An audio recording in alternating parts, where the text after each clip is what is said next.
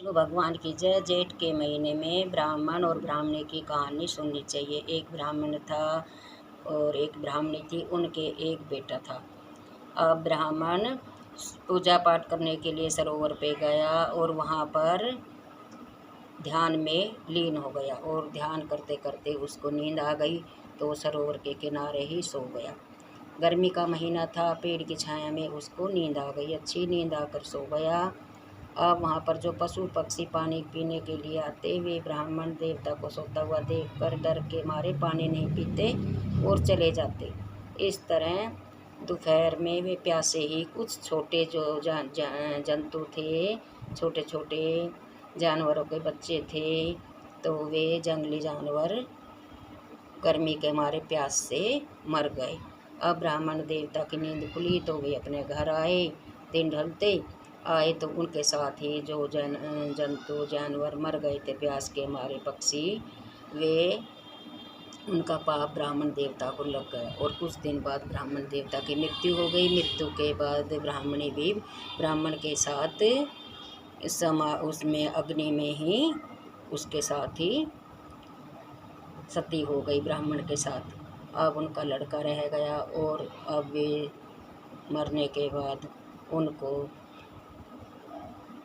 जातक और जातकी का जन्म मिला, एक दो पक्षियों का, क्योंकि उनको ऊपर मुक्ति नहीं मिली भगवान के वहाँ। उनका श्राप लगा हुआ था जेठ के महीने में प्यासे पक्षियों का, जंतुओं का।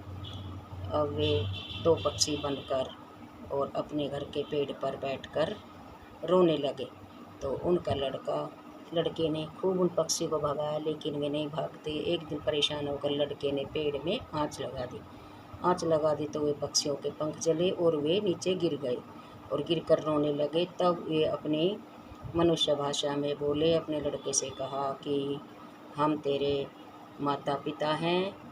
और ब्राह्मण ने कहा, जो ब्राह्मण था वो पक्षी रूप में था, तो उसने कहा कि मेरे से ये अपराध हुआ है, मैं जेठ के महीने में मेरे कारण बहुत से जीव जंतु मर गए प्यास के मारे, तो ये दोष लगा हुआ है। तू जेठ के महीने में निर्जल वन में पानी का प्रबंध कर, कहीं प्याऊ लगवा और कहीं घड़े रखवा, तो इस तरह तालाब भरवा, तो इससे मेरा दोष दूर होगा और हमें मुक्ति मिलेगी। तब उसके लड़के ने निर्जल वन में जहाँ जहाँ पानी की ज़रूरत थी वहाँ पानी का इंतज़ाम किया। तब उनकी मुक्ति हुई और वे स्वर्ग को गए।